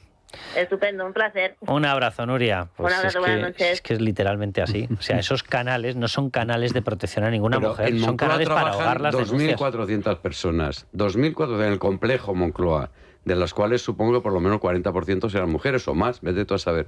Y que no haya nadie que haya apoyado a estas 4 que estaban necesitadas, que ya lo estamos viendo y que tienen que estar calladas, calladitas, nena, que estás mucho más guapa. Nadie más, alucinas, el partido del hiperfeminismo militante, de risa. Oye, cuéntanos, Sandra, porque hay una historia paralela que es surrealista, y es que todo esto acaba en el hipódromo. Dices, perdón, o sea, ¿qué tiene que ver el hipódromo? Todo confluye en el hipódromo. Bueno, pues todo acaba en gente que acababa teniendo un sueldo, unos negocios en el hipódromo, vamos, que debe ser el enésimo sitio que ha conquistado el Partido Socialista, que lo ha colonizado, Sí, pero en este caso para cobrar y para hacer business. Pues mira, tenemos que Paco Salazar, recordaréis que presidió el hipódromo de la Zarzuela entre 2021 y 2022, justo antes de saltar al gabinete de presidencia del gobierno. ¿Quién le sustituyó? Maricha Ruiz, hasta entonces jefa de comunicación del Partido Socialista, a la que el Partido Socialista pues igual tenía que pagar su silencio por lo que estaba pasando en Ferraz, pero también por el lío en el que el gobierno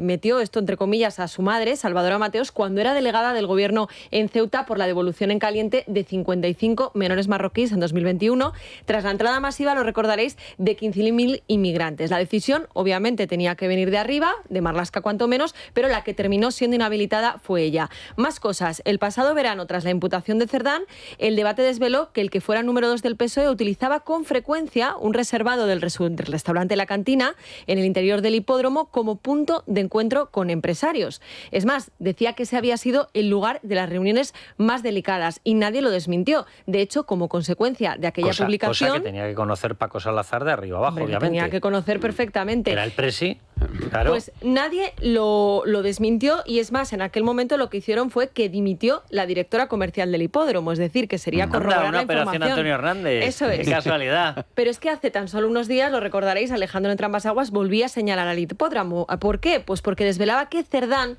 usó al último jefe de este organismo y amigo de Sánchez, a Ernesto Gasco, para sacar documentos de su casa en plena investigación de la Guardia Civil. Y ojo al papel de este señor, porque ya en verano era uno de los que aparecían esas fotografías a las que yo hacía referencia, que daban cuenta de las reuniones de Cerdán con empresarios. Y hay que decir que este señor, Ernesto Gasco, viene del PSE, del Partido Socialista de Euskadi. Y es verdad que ya fue hace unos años, pero ¿sabes qué cartera llegó a ostentar? ¿Cuál?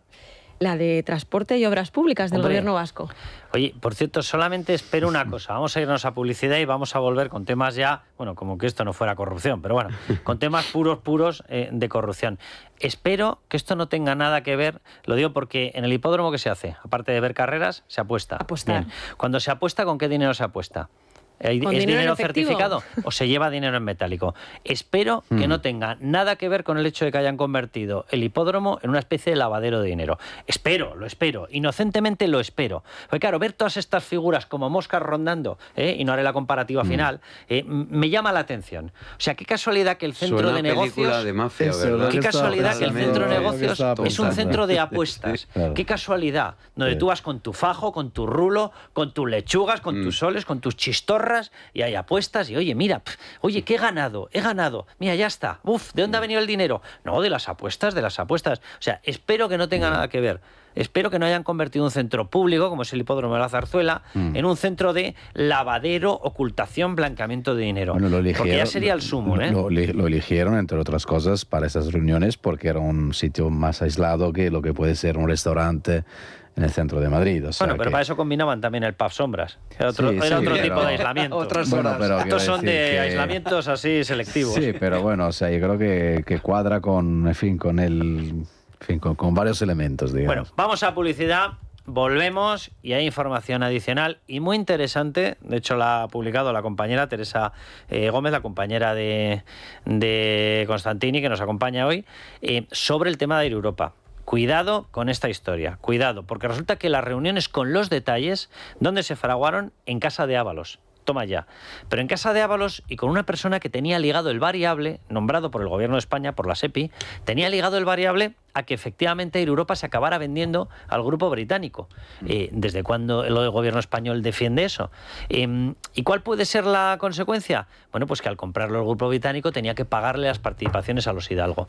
En resumidas cuentas, ¿realmente cuál era el interés? Que los Hidalgo cobraran sus participaciones. Y a eso le llamamos rescate español. Las 10:06, las 9:06 en Canarias. Lucía Guadalupe, bienvenida. Buenas noches. Bueno, pues vamos a actualizar información. Mañana, Consejo de Ministros, se aprobará el cese de la mano derecha de Paco Salazar, señalado en este caso de presunto acoso sexual. Moncloa mañana formalizará el cese del presunto encubridor del acoso sexual de Paco Salazar. Antonio Hernández dejará de ser mañana el director del Departamento de Coordinación Política del Gabinete de la Presidencia del Gobierno. Este cese llega pese a que Hernández niega haber protegido a Salazar ante las denuncias por acoso sexual. Bueno, y es portada ahora mismo en Libertad Digital. La Fiscalía ha recibido una denuncia formal contra Paco Salazar por acoso y, cuidado, contra el PSOE como persona jurídica por encubrirlo. La Fiscalía de Madrid ya tiene una primera denuncia contra el ex asesor de Sánchez en Moncloa, presentada por Manos Limpias. El escrito también señala las posibles responsabilidades del Partido Socialista y también de Presidencia del Gobierno por supuestamente encubrir estos comportamientos. Ahora la Fiscalía deberá decidir si abre un procedimiento judicial contra Salazar y se investiga también al PSOE y a Presidencia por no haber aplicado los protocolos internos contra el acoso. Bueno, en cuanto a la invasión de Ucrania, Zelensky ha recibido hoy el apoyo de los líderes europeos más destacados frente a los deseos, las prisas de Trump para que firme la paz, esta paz amañada y extraña, que es una sumisión con Rusia. El presidente ucraniano se ha reunido hoy en Londres con los líderes de Alemania, Francia y el Reino Unido para abordar los puntos más delicados de las conversaciones de paz impulsadas por Estados Unidos, que siguen bloqueadas. Los europeos han reiterado su compromiso con el apoyo militar, económico y diplomático con Ucrania para reforzar la posición de Zelensky ante unas demandas rusas cada vez más duras porque Putin pretende una cesión de territorio. La Unión Europea ha contestado al demoledor informe del gobierno de Trump en el que pronostica que Europa en menos de 20 años no será un socio fiable. En ese informe se decía además que en 2 décadas la Unión Europea no tendrá economías y ejércitos lo suficientemente fuertes. Se decía también que en Europa se aplica una asfixia regulatoria en el ámbito económico. Hoy el presidente del Consejo Europeo ha respondido. Costa ha dicho que no se pueden aceptar amenazas de interferencias de Estados Unidos en la política europea y ha asegurado que ningún aliado puede decidir por los ciudadanos europeos qué partidos son correctos o qué políticas deben seguir. Además, el presidente del Consejo Europeo ha asegurado que en 2027 Europa deberá tomar el relevo de Estados Unidos en el liderazgo de la OTAN ante la intención de Donald Trump de reducir su presencia militar en el continente. Bueno, pues vamos con corrupción tal cual, aunque todo de lo que hemos hablado es corrupción, todo, absolutamente todo, pero bueno, con corrupción, no sé cómo llamarle, económica. Teresa Gómez, ¿cómo estás? ¿Qué tal? ¿Cómo estás, Carlos? Nada, encantados de tenerte aquí. Teresa, vamos con una noticia que publicabas en The Objective, una noticia que me parece muy interesante, a la par que muy grave. Y muy grave por dos cosas. Todas las mencionabas en la noticia. Una de ellas era que la SEPI envió a Air Europa las condiciones del rescate tras pactarlas nada más y nada menos que en el domicilio particular, en la casa de Ábalos, en una reunión en la que también estuvo presente Nadia Calviño.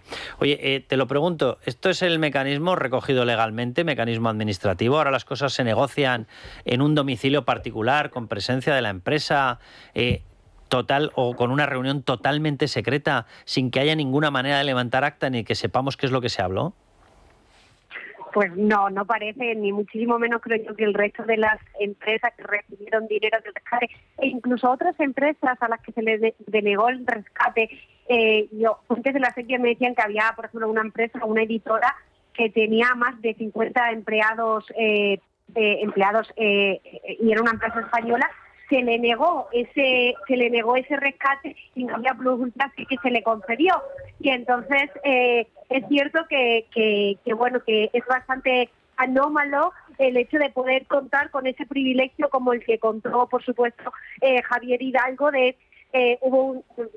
Como bien sabes, el rescate se desembolsó en dos veces, ¿no? Bueno, pues la segunda vez él entendía que se estaba demorando mucho y se concertó una reunión secreta en casa de Ábalos, donde también estaba Coldo Aldama, porque en aquel momento era consejero de Air Europa, estaba el propio Hidalgo y la propia ministra del ramo, en aquel momento la ministra de Economía, Nadia Calviño, y terminó de negociarse esas condiciones para la segunda entrega del rescate. Eso fue en enero del 21, un mes después, en febrero, después de esa reunión, pues un miembro de la SEPI, la persona que iba a poner la SEPI como administrador de Air Europa, le manda un correo electrónico al entonces abogado, al abogado de Globalia, a Ramiro, con las condiciones que se habían pactado previamente en esa reunión privada. Que ahí hay que recordar una cosa, que es la primera gran irregularidad. Si los rescates saltaban de 250 millones, el control era europeo. Entraba la Unión Europea y decía, no, esto es mío y lo voy a comprobar yo. Oye, qué casualidad, como el rescate total, que tú estás aludiendo efectivamente a una de las dos partes, el rescate total era 475 millones, en vez de decidir que hubiese sido lo lógico, oye, pues si son 475 millones, 475 millones que tramitamos, en cuyo caso hubiesen entrado las autoridades europeas a controlarlo, decidieron, se les pasó por la cabeza, casualidades socialistas de la vida, oye, mucho mejor lo partimos en dos. Uno de 240, otro de 235. Oye, qué casualidad. Qué casualidad, justo por debajo del umbral de 250 millones en el cual tenía que supervisarlo Europa. Casualidades socialistas de la vida. Claro, esto se hace igual, Carlos, que cuando amañas contratos públicos y tienes una determinada cuantía, ¿no?, de poder ser un contrato menor o no serlo. El pitufeo. Se termina adjudicando por 49,99 euros, ¿no? Pues esto, o 99.000 euros, ¿no? Pues esto es igual, ¿no? Lo que hacen es, fraccionarlo para así poder, como bien acaba de decir, evitar esos controles europeos. Claro. Esto fue lo que se hizo con Europa, partir la adjudicación, dividirla para poder evitar ese mayor control. Teresa, ¿sabes lo que decía mi abuela? Uno de sus innumerables refranes. El que parte y reparte se lleva la mejor parte. Vale, pues ese fue la mecánica de procedimiento administrativo que se utilizó aquí. Por cierto, lleváis dentro, en la crónica, una parte que a mí me parece importantísima, porque habéis desvelado también los correos internos, correos que permanecían secretos hasta este momento, lo habéis desvelado en The Objective, entre la compañía y la persona que puso como responsable la SEPI. Para la gente que no sepa lo que es la SEPI, Sociedad Española de Participaciones Industriales, depende de María Jesús Montero, es el gobierno. Bueno, pues decidieron poner a una persona de nombre Valentín Lago. Bueno, pues Valentín Lago tenía un sueldo elevado y se ve en esos mensajes, en esos mails cruzados, 300.000 euros. Pero había una parte añadida, una variable, 50.000 euros. Oye, ¿y el variable no era porque la empresa tuviese más garantías reales de devolver, porque el crédito fuese más fiable, porque se hiciera en condiciones en las cuales quedase negocio en España, porque hubiese más empleados en España. No. Todo lo contrario, el variable iba ligado a que los Hidalgo pudiesen acabar vendiendo la empresa al grupo que tiene Iberia, que es un grupo británico. Y dices, oye, ¿de cuándo acá ese interés por favorecer la venta? Claro, hasta que nos damos cuenta de que los Hidalgo eran el accionista mayoritario. Vamos, que si se vendía, recuperaban el dinero de las participaciones los Hidalgo. Con lo cual, simplemente tengo una duda así inocente, Teresa. Entonces, ¿el rescate a quién se lo hacíamos? ¿A una empresa española o a los Hidalgo?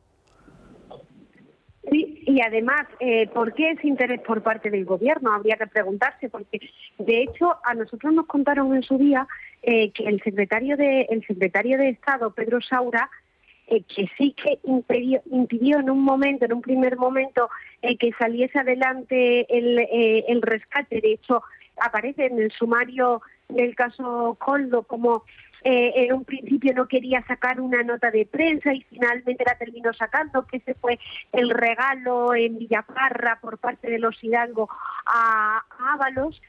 A nosotros nos decían que es que esta persona, Pedro Saura, no quería que saliese adelante el rescate porque quería favorecer, nos decían, pues la fusión, la compra de Iberia por parte de Air Europa. Y justamente, como acabas de decir, en ese email enviado por este representante de la SEPI también se premiaba esa fusión. Entonces habría que preguntarse quiénes se iban a beneficiar de esa fusión, aparte de, por supuesto, del dueño de Air Europa, de los Hidalgo, si algún miembro del gobierno, y por qué ese interés, ¿no?, por parte del gobierno en que una empresa que es puramente española terminara fusionándose y siendo comprada por una empresa extranjera. Es decir, ¿por qué tenía ese interés el gobierno de España?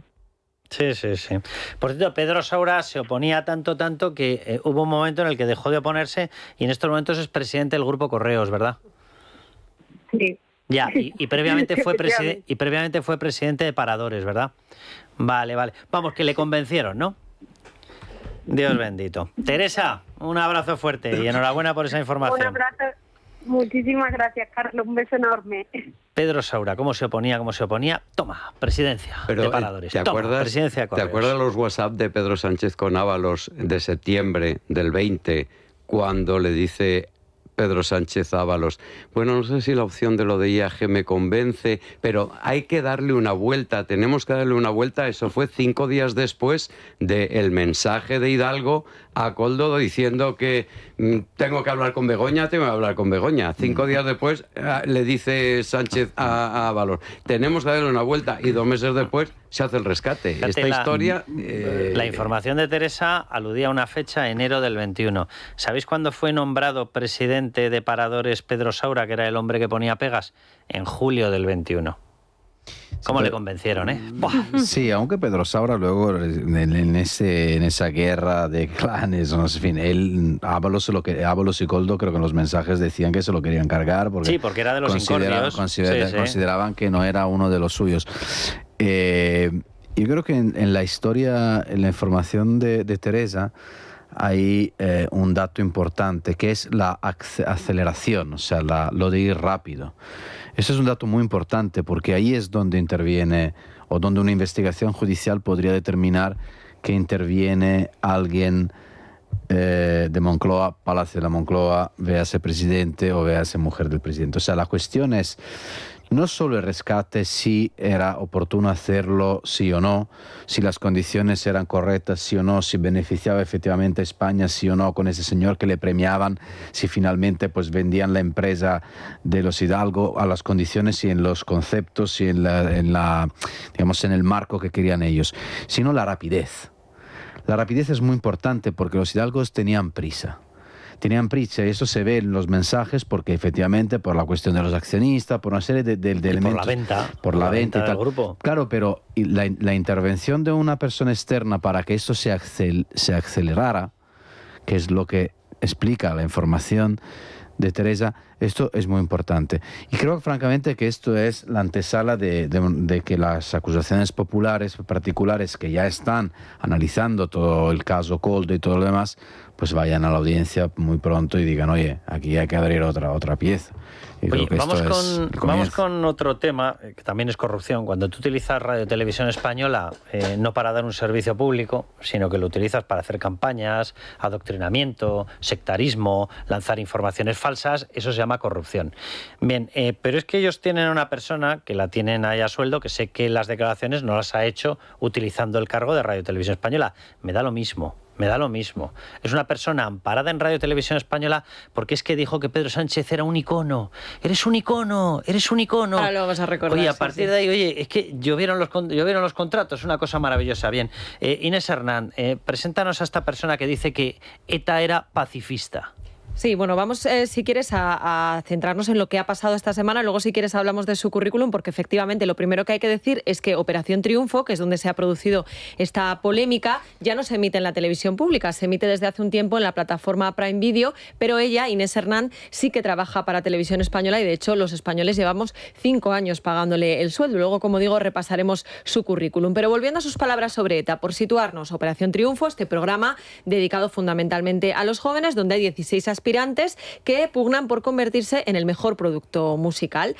Para ello, durante varios meses, permanecen encerrados en una academia en la que reciben clases de canto, de baile, de interpretación, pero también reciben visitas de gente conocida que creen los organizadores que les puedan aportar algo. Bueno, pues en este contexto... Conocida en su familia, debe ser, porque sí, vamos, la reina de la popularidad, vamos. Pues en este contexto, lo que hace la organización del programa es llevarles a Inés Hernán, que es presentadora y abogada, y acude a darles una charla sobre la inmediatez de la información y la ligereza y la tergiversación que esa rapidez conlleva muchas veces. Bueno, pues ahí que puso ella como ejemplo el tema de ETA. Hay líderes políticos ahora mismo, a día de hoy, utilizando la palabra ETA con una ligereza cuando hay muchas víctimas de ETA, cuando hay, y hay mucha tergiversación, y la izquierda abertzale vasca era pacifista.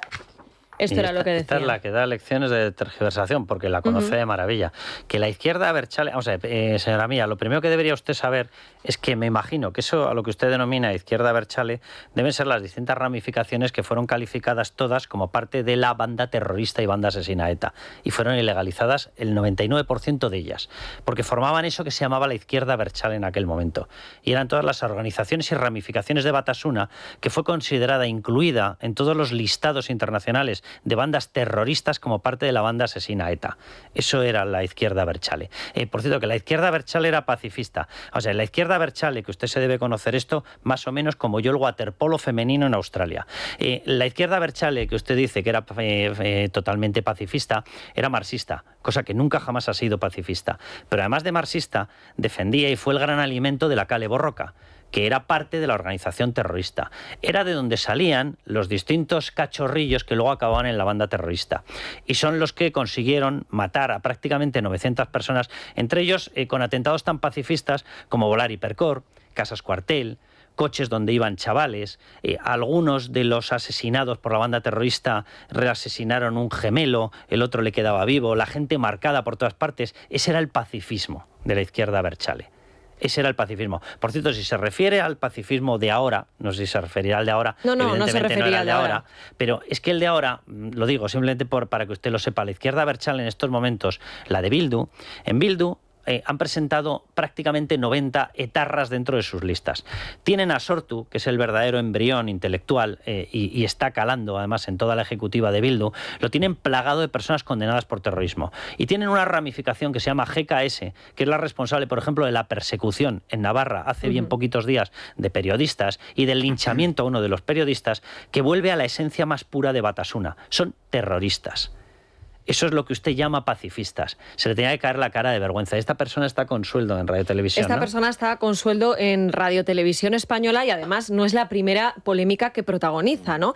Porque yo no sé si lo recordaréis, pero en plena retransmisión de los distintos canales de Televisión Española, un momento eso es, de la Gala de los Goya de 2024, la presentadora le gritó esto al presidente del Gobierno. ¿Te ha gustado Sociedad de la Nieve? Hombre, no me ha gustado, me ha encantado. Me ha encantado. Es que eres un icono, Presi, que tenemos. ¡Wow! ¡Toma, para RTV Play! ¿Qué os parece? Eres un icono presi, te queremos. Se llama de tú. Sí, sí. Claro, hombre. No fue la única. Esto es lo guay, lo que se lleva ahora entre los jóvenes. Por cierto, que en esta fue la retransmisión única cosa. también hizo otra cosa, Claro. que es tirarse un eructo en directo. Es que, escucha, eso, ese sonido del eructo. Esto es Un eructo me he tirado que con un absoluto y profundo sonido, porque ya lo tenía que echar. Sí, luego dice, me he hecho pis en otro momento, me he hecho esto hasta el coño y estoy leyendo. Oye, hay que reconocer que Radio y Televisión Española se están nutriendo de talento, de talento reposado y sosegado. Esta chica, que hay que decir que tiene 33 años, según su perfil es abogada, pero apenas ejerció como tal, porque pronto decidió hacerse youtuber y hace 5 años, en 2020, fichó por Radio Televisión Española. Primero para hacer un programa en la plataforma Place, donde hablaba de los temas preferidos de la izquierda woke. También participó y ganó una de las ediciones de MasterChef. Luego saltó a La Familia de la Tele, incluso le dieron un programa propio, Pasa sin llamar, que sin embargo no logró tener el éxito suficiente para seguir en antena. Lo último que sabemos es que presentará un programa que se llama Ordena tu vida en Televisión Española y que volverá a ponerse al frente del Benidorm Fest. Vamos, que no le va a faltar el sueldo. No le va a faltar el sueldo. Ella ordena tu vida y ordeña a la tele de todos los españoles, porque al final le llevamos pagando 5 años para que erupte antes los micrófonos. Bueno, y que haga alguna 350.000 cosa euros más, ¿no? ha cobrado de Televisión Española, nos decía antes Ricardo, que ha estado echando cuentas, y decía que lleva cobrados desde 2020 350.000 euros. Francamente, o sea, yo estoy a favor de la radiotelevisión pública, pero estos casos son para dar argumentos a quien dice que esto hay que apagarlo. O sea, es que es... No, o sea, me parece dramática la caída de Televisión Española, ¿no? O sea, es una cosa... Dramática si la encuentras por algún lado, la calidad de Radio Televisión Española. A ellos no les va mal, porque enseguida te contestan, oye, que hemos subido mucho la audiencia. Ahora, digo, míralo, no tengo ni idea. Ahora, Sí, a ver el la encargo, audiencia, el encargo del gran ordenador de vidas, que es Pedro Sánchez, el encargo lo cumple. ¿Hay que blanquear ETA? Pues se blanquea ETA. Sí. La izquierda Berchale era pacifista. Vamos a repetirlo 500 veces. Mira, luego aquí, como aquí nos dedicamos a lo que nos tenemos que dedicar, luego van a tener aquí la sección Ni olvido ni perdón. En nada. Que hablamos con gente que lo ha padecido, que lo ha sufrido y que ha luchado contra ETA, no adoradores de la izquierda Berchale. Bueno, pues aquí Carlos Urquijo va a explicarlo. Pero bueno, vamos, Ricardo, si te parece, con el reloj Durcal. ¿Tus padres son personas mayores que viven solos? Vivir solo no significa estar desprotegido. ¿Cuidas a tus padres desde la distancia y te preocupa que pueda pasarles algo? Las caídas y los despistes y las urgencias no avisan. Cada minuto cuenta cuando hay una emergencia. Con la teleasistencia Durcal podrás proteger a tus mayores las 24 horas del día, dentro y fuera de casa. Si tienes personas mayores a tu cargo y quieres protegerles, infórmate llamando al 910-888-852 y consigue con Libertad Digital la teleasistencia Durcal, el reloj que salva vidas. No lo olvides. Llama al 910-888-852 y protege a tus mayores porque su seguridad es lo primero. La noche de Cuesta, con Carlos Cuesta.